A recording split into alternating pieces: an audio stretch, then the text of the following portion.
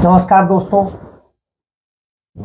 हमारे प्रधानमंत्री नरेंद्र मोदी कहते हैं Bharat mother of democracy, mother of democracy. और डेमोक्रेसी होती क्या है, शायद उनसे पूछिए तो उसकी परिभाषा न बता पाए, क्योंकि उनकी नजर में डेमोक्रेसी वो है जो वो कहे वही सही है।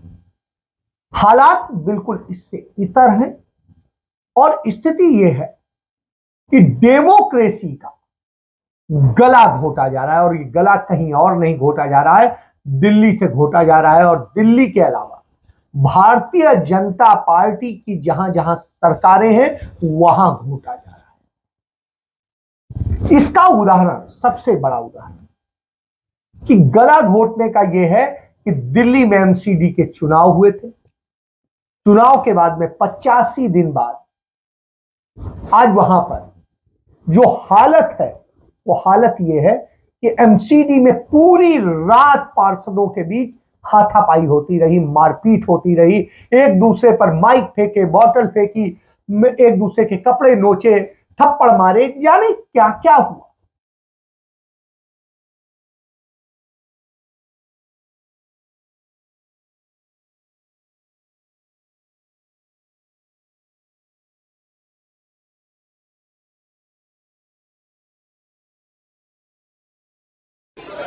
कल शाम से लेके अभी तक सदन में जो जो नुकसान हुआ है वीडियो फुटेज में हम देखेंगे, वो खर्चा वही भरेगा और सदन को 1 घंटे के लिए फिर से स्थगित किया जाता है। इससे ज्यादा शर्मनाक स्थिति नहीं। पूरी दुनिया देख रही है कि हिंदुस्तान में डेमोक्रेसी का ये कितना गंदा नाच हो रहा है। मुझे आज भी याद है कि जब भारत देश आजाद हुआ था, पंडित जवाहरलाल नेहरू ने फैसला किया कि भारत के हर व्यक्ति को मताधिकार होगा, किसी एक व्यक्ति विशेष को नहीं। तब तक दुनिया में सभी को नहीं हुआ करता था। उस समय दुनिया में कहीं पर शिक्षा के आधार पे, कहीं पे किसी और चीज के आधार पे, और उस आधार पे मतदाता तय होते। लेकिन भारत ने किया कि सबको देंगे। तो तत्कालीन जो प्रधानमंत्री थे ब्रिटेन के विंस्टन चर्चिल, उन्होंने कहा कि भारत में लोकतंत्र का उन्होंने भविष्य बनाया अपनी संसद में। उन्होंने कहा कि भारत में इतने भूसा किस्म के स्वार्थी और मक्कार नेता होंगे कि वो यहां पर बिजली भी बेचेंगे, पानी भी बेचेंगे, और सारी चीज, हवा पानी तक बिकने लगे। वो अपने स्वार्थ में सब बर्बाद कर देंगे और भारत एक विकृत डेमोक्रेसी बन जाए। डेमोक्रेसी नहीं रहेगा। आज हम इस चीज को देख रहे हैं। दिल्ली में आम आदमी पार्टी और भारतीय जनता पार्टी का जिस तरीके से पिछले 9 साल से चूचू मैं होता चला आ रहा है, उसका विकृत रूप हमने देखा। एमसीडी में लगभग दोनों के में 30 सीटों का अंतर होगा, 30-32 सीटों का। और ऐसी स्थिति में दोनों के लड़ने की वही स्थिति। दोनों लड़ते हैं, इतना लड़ते हैं, इतना लड़ते हैं कि पूरी दुनिया देख रही है कि किस तरह के हालात। और हालत यह है कि बड़ी मुश्किल से सुप्रीम कोर्ट के हस्तक्षेप के बाद में जब चुनाव हुआ, चुनाव के बाद क्या होता है, वहां हाथापाई हो, गाली गलौज हो, एक दूसरे के ऊपर जो भी कुछ कर सकते। ठीक है, कुछ अच्छा था, कुछ गलत था, सारी चीजें। क्या हुआ कि एमसीडी की स्टैंडिंग कमेटी के इलेक्शन थे, और आधी रात जब इसको चल रहे थे तो जो आम आदमी पार्टी से मेयर बनी सैली ने आम आदमी पार्टी के नेताओं को अलाउ कर दिया कि वो मोबाइल लेकर के जा सकते, जबकि एक्ट कहता है कि कोई मोबाइल लेके नहीं जा सकते। जब उन्हें बताया गया कि नहीं, आप ऐसा नहीं कर सकते, तो उसके बाद में जब उन्होंने रोका, तब तक बहुत सारे वोट पड़ चुके। तो मांग यह हुई कि आप दोबारा वो सारे वोट कराइए उसी नियम से, नहीं तो कुछ के हो चुके हैं, कुछ के नहीं हो चुके हैं, ये निष्पक्ष नहीं, वो इस पर नहीं माने। तो पहली गला घोटा किसने डेमोक्रेसी का? आम आदमी पार्टी की शैली। जब उन्होंने ऐसा किया तो कहा सुनी बढ़ गई, हाथापाई की नौबत आ गई और शायद पूरी रात बवाल चला, सुबह से चल रहा है और स्थिति यह है कि थमने का नाम नहीं ले रहा। हालत यह है कि किस बात का चुनाव होगा, कैसे चुनाव होगा, मारपीट, पुलिस के पहरे, सेना में, किस चीज में? ऐसे तो लोकतंत्र नहीं चलता है, ये तो प्योर भीड़तंत्र है। तो यह भीड़तंत्र इसलिए क्योंकि स्टैंडिंग कमेटी में अधिक से अधिक अपने लोग कैसे रखवाए जाएं, तो भाजपा और आम आदमी पार्टी की लड़ाई है। यानी सिर्फ सत्ता प्यारी है, न देश प्यारा, न देश की इज्जत प्यारी, न कोई और चीज प्यारी। तो यह हम सामने देखा, हमने देखा कि किस तरीके से हमारे जो है विदेश मंत्री हैं, उन्होंने किस तरीके से कहा था एक अपने इंटरव्यू में, कि उन्होंने एक प्राइवेट चैनल को दिया।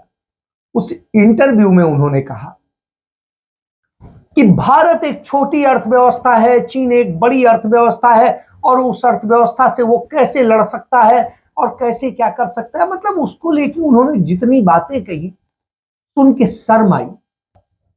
यह शख्स भारत का विदेश मंत्री है या चीन का agent? I mean, Your words, no, Dr. Jaishankar. no, not at all. Look, they are the bigger economy. I mean, what am I going to do? As a smaller economy, I'm going to go pick a fight with a bigger economy. It's not a question of reacting, it's a question of having common sense. So, secondly, please bear in mind one thing. We had an agreement that you're not supposed to bring military to the border in large numbers. So, by that logic of yours, I should be the first to break the agreement. Why not? No, why should I? Because it doesn't make, look, please understand. Why are we always No, the ones not breaking an agreement, and it's always the other side breaking the agreement? इस तरीके से S Jaishankar ने इस तरीके की भूमिका, वो भूल गए कि उनके पिता ने ही एक लेख लिखा था 2002 के दंगे के दौरान, जिनको वो कोट करते हैं कि श्रीमती इंदिरा गांधी ने उन्हें पद से हटाया था। उन्होंने अपने लेख में लिखा था कि नरेंद्र मोदी ने कत्लेआम किया है, नरेंद्र मोदी ने पूरे इस देश को कलंकित किया है। आज वो उन्हीं के चरण चुंबक बन गए, और उस चरण चुंबक में उन्हीं के होते तो भी हमें कोई हर्ज नहीं था। वो देश को बेचने वाला काम कर रहे हैं। उनकी कूटनीति जो है वो जाकर विदेशों में कुछ निजी कंपनियों को ठेका पट्टा दिलाने और उनके मुनाफे के लिए काम करती है, और इसके लिए वो चीन के आगे नतमस्तक है, और वो चीन में सबसे ज्यादा वक्त तक राजदूत रहे। इससे आप समझ सकते हैं कि कितना दुखद स्थिति है। तो जब यह डेमोक्रेसी हो तो सवाल उठता है कि क्या इस डेमोक्रेसी के लिए भारत को बनाया गया था, और भारत का संविधान इसके लिए बना था? और जब इस पर हम बात करते हैं तो बहुत सारी बातें सामने आती। कल मल्लिकार्जुन खड़गे ने इसको लेकर के बड़ी सारी चीजें कही कि देश में संविधान, कानून, सारी चीजें किस चीज के लिए बनी थी, किस चीज की लड़ाई ली गई थी, और किस चीज के लिए हमारे स्वतंत्रता संग्राम सेनानियों ने सारी बात की थी। पंडित जवाहरलाल नेहरू जी और बाबा साहेब अम्बेडकर जी की सोच का नतीजा था, जब दुनिया में बड़े बड़े लोकतांत्रिक देशों में सबको वोट का अधिकार नहीं था। उस समय मालिक और मजदूर को एक साथ वोट का अधिकार मिला। हर अडल्ट स्त्री और पुरुष को वोटिंग का राइट मिला, जो हमारे लोकतंत्र की सबसे बड़ी ताकत है। दुनिया में बहुत लोकतंत्र बड़े बड़े देश के, या यूएस हो, यूके हो, फ्रांस हो, इन देशों में महिलाओं को वोटिंग पावर नहीं था एक साथ। कई दिनों के बाद, कई जद्दोजहद के बाद उनको वोटिंग का अधिकार मिला। लेकिन इस देश में जिस दिन जमींदार बना, जिस दिन उसका स्वीकार हुआ, उस दिन से स्त्री और पुरुष को, मजदूर को, मालिक को समान वोट मिला। ये कांग्रेस की देन है। बहुत से लोग कहते हैं कांग्रेस क्या की। अरे भाई, आपको एडल्ट फ्रेंचाइज में सबको समान दृष्टि से वोटिंग का अधिकार मिला। उस अधिकार से आप एमएलए बने, मंत्री बने, प्रधानमंत्री बने, फिर भी हमको पूछते हैं कांग्रेस ने क्या किया। पंडित नेहरू ने, डॉक्टर अंबेडकर ने, सबने मिलकर के जिस तरीके से संविधान में व्यवस्था की, तो आप बताइए कहां है। लेकिन आप झूठ बोलते हैं, आप झूठ बोलने का काम करते हैं, आप बना कुछ नहीं सकते, बिगाड़ने का काम करते हैं। इसीलिए उन्होंने कहा कि 100 में मोदी और 100 अमित शाह आ जाए, इस बार उनकी सत्ता उखाड़ फेंकी जाएगी। तो सही कह रहे हैं, उखाड़ फेंकी जाएगी, क्योंकि वो झूठ बोलते हैं, मक्कारी करते हैं। और इसको लेकर, क्योंकि वो एक निजी कंपनी, और एक निजी क्या, अदानी के लिए हर कुछ करने को तैयार है। इसको लेकर के राहुल गांधी ने कल मेघालय में भी बहुत अच्छा बोला और सारी बात को उन्होंने समझाने की कोशिश करी। Few days ago, I made a speech in Parliament, and I asked the Prime Minister some direct questions.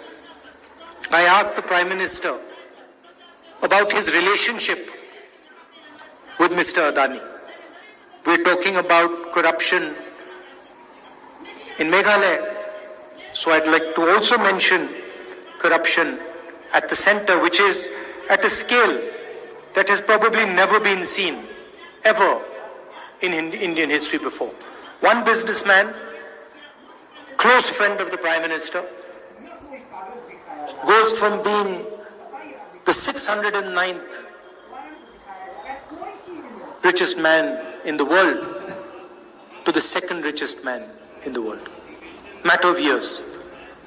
He owns the ports, the airports, he does construction, he dominates the defense industry, he dominates the apple trade in Himachal Pradesh. Every single business is open to him, he has access to it. Why? Because he is close to the Prime Minister. And I asked this question to the Prime Minister. I stated all the facts. I showed how, without having any experience in the airport business, Mr. Adani gets the most profitable airports in the country. He gets Bombay Airport, which is the most valuable airport in the country. And he gets it after the people running the Bombay Airport are pressurized with the CBI and with the ED. He controls the defense relationship with Israel. Whenever the Prime Minister goes abroad, Mr. Adani gets a gift. Prime Minister goes to Bangladesh, Mr. Adani gets a gift. Prime Minister goes to Australia, Mr. Adani gets a gift. Prime Minister goes to Sri Lanka, Mr. Adani gets a gift. In fact, in Sri Lanka, a gentleman who was involved clearly stated that the president of Sri Lanka, Mr. Rajapaksa, told him that the contract has to be given to Mr. Adani because Mr. Modi has told him to do so. So I asked these questions and I said, this is the proof. Airports, ports, coal, power, defense. Here is the proof. What is your relationship with Mr. Adani? And I also showed a picture when Mr. Adani and Mr. Modi are sitting in Mr. Adani's aircraft and Mr. Modi is relaxing as if it's his own home, And I asked the question, what is your relationship with this man? You should tell the people of this country what exactly is the relationship between Mr. Narendra Modi and Mr. Adani. Mr. Modi did not answer a single question. In fact, he asked me a question and he said, why is my name Gandhi and not Nehru? He avoided the entire discussion and he didn't answer a single question. तो इस तरह की राहुल गांधी ने बताया कि कैसे अदानी को लेकर के उन्होंने जब बोला और सारी चीजें, तो किस तरीके से किया जाता है सवाल तो वो है। आज भी राहुल गांधी जो कहते हैं वो बिल्कुल सही साबित होता है। ये हमने देखा है, आज भी अदानी के जो 10 शेयर हैं, 10 में से 9 शेयर बुरी तरह टूटे हुए हैं। तो आप समझिए कि 10 में से 9 शेयर टूटे हुए हैं और कल उनके 10 के 10 टूटे हुए थे, उसके पहले टूटे हुए थे। तो जो लगातार हालात हैं उससे आप समझिए कि इसके बावजूद भारत सरकार उसमें तमाम पैसा, तमाम सारी चीजें डालती है। और इसी को लेकर के पवन खेड़ा ने, जो कांग्रेस पार्टी के मीडिया प्रमुख हैं, उन्होंने सवाल किए थे और तमाम बातें की थी। तो पवन खेड़ा की टंग थोड़ी सी फिसली और जुबान फिसलने का, और या ये समझिए थोड़ा कंफ्यूजन के कारण उन्होंने नरेंद्र दामोदर दास मोदी कहने की बजाय नरेंद्र दामोदर की जगह कुछ और बोल दिया। बस इसी बात से उन्हें तकलीफ हो। हम कह रहे हैं जेपीसी की मांग से आप क्यों डरते हो? जब नरसिम्हा राव जी जेपीसी बना सकते थे, जब अटल बिहारी वाजपेयी जी जेपीसी बैठा सकते थे, तो दामोदर दास मोदी को क्या प्रॉब्लम है? गौतम दास है, दामोदर दास, सॉरी। और तकलीफ होने के बाद उनके खिलाफ भारतीय जनता पार्टी के शासित तमाम राज्यों में एफआईआर दर्ज कर, आप बताएं, और उन्होंने सुधारा और सॉरी बोला उसी क्षण, बगैर किसी के टोके। और उन्होंने कंफर्म किया नाम क्या है एग्जैक्ट, आप समझिए। लेकिन यह स्थिति होती, यह नरेंद्र मोदी का चरित्र, यह लोकतंत्र की। और आज क्या हुआ, कांग्रेस पार्टी बहुत जोर शोर से अपने राष्ट्रीय अधिवेशन, जो उनका 85वां राष्ट्रीय अधिवेशन होने जा रहा है रायपुर में, वो कल से शुरू है। और उसके लिए आज उनकी पार्टी रायपुर जाए और वो अधिवेशन में बहुत सारे डिसीजन होने हैं 2024 के चुनाव के, 2023 में जो चुनाव हैं उनको लेके और सारी तैयारियों को लेके होगा। और उसी डिस्कशन के लिए पवन खेड़ा समेत तमाम कांग्रेसी जन इंडिगो की फ्लाइट से जा रहे थे। और जब वो दिल्ली एयरपोर्ट पे पहुंचे तो पहले उन्हें कहा गया कि आपका बैग ज्यादा वो है, तो उन्होंने कहा सब हमारे पास तो एक ही बैग है, कुछ ही नहीं, आप देख लीजिए, आपके वजन का जो बिल्कुल है उसी सिस्टम से। फिर उसके बाद में उन्हें डिले किया गया। उसके बाद में उन्हें कहा गया कि नहीं, आप अभी रुकिए, आपसे डीसीपी साहब मिलना चाहते हैं। तो उनका कोई बात नहीं, क्यों मिलना चाह रहे हैं, तो भी कोई किसी के पास जवाब नहीं था। थोड़ी देर बाद में उन्हें वो किया गया कि हाँ साहब, आपको अरेस्ट किया जाएगा। तो उनका बहुत अच्छा है, खुशी से हम अरेस्ट होने को तैयार हैं, यदि कोई बात है, मैंने अपराध किया है। तो उन्होंने पूछा कि लेकिन किस चीज में अरेस्ट कर रहे हैं? तो पहले किसी ने बताया कि हजरतगंज में कहीं कोई केस रजिस्टर है लखनऊ में, इसलिए करना है। तो उनका अच्छा, आप दिखा दीजिए कि कौन सा है केस है, क्या एफआईआर है, क्या है, कौन सा क्या आरोप है मुझ पे। कोई नहीं। थोड़ी देर बाद में आता है कि नहीं, आपको असम में एक केस रजिस्टर किया गया है, उसमें गिरफ्तार करना है। तो उनका ठीक है, आप कोई प्रोड्यूस मजिस्ट्रेट का वारंट दिखा दीजिए, कोई आप एफआईआर दिखा दीजिए, कुछ दिखा दीजिए।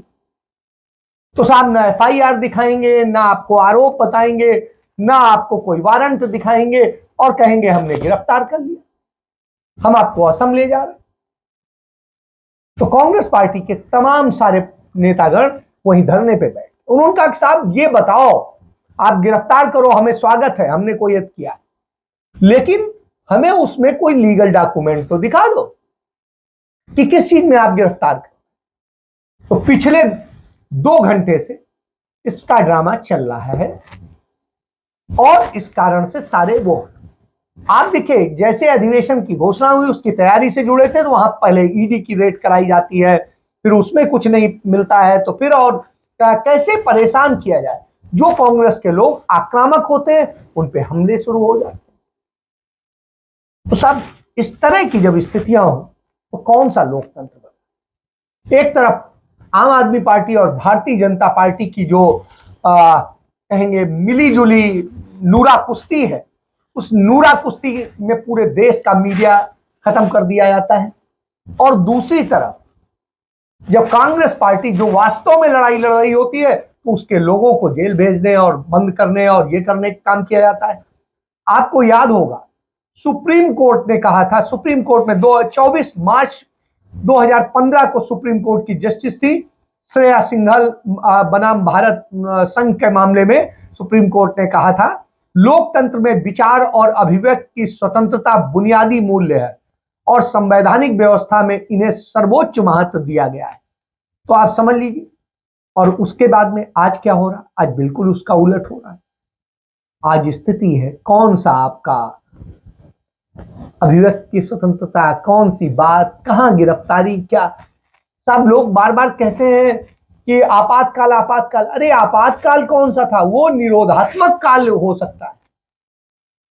आपातकाल तो वास्तव में अब है कि घोषित कुछ नहीं है और अघोषित रहते हुए सारे वो काम हो रहे हैं जो आपातकाल से भी ज्यादा बदतर स्थिति। ऐसी स्थिति में आप समझ सकते हैं कि किस तरीके की साजिशें रची जाती हैं और क्या है। तो कांग्रेस पार्टी इसको लेकर के लगातार हमलावर, ये लोकतंत्र, ये कानून, ये संविधान कहां, ये तो आपने छीन लिया है। एक तानाशाह का शासन चल रहा है। नूरा कुश्ती के जरिए आप चुनाव जीतते हैं, बांटो और राज करो। ये अंग्रेजों वाली पद्धति आप अपनाते हैं क्योंकि अंग्रेजों के वास्तविक गुलाम आप और उनके मुखबिर थे, तो आप उसका पालन जरूर करेंगे।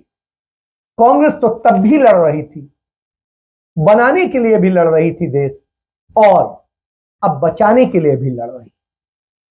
तो इससे समझा जा सकता है कि क्या खेल। इसके साथ अपनी बात समाप्त करता हूं। जय हिंद, जय भारत, वंदे मातरम।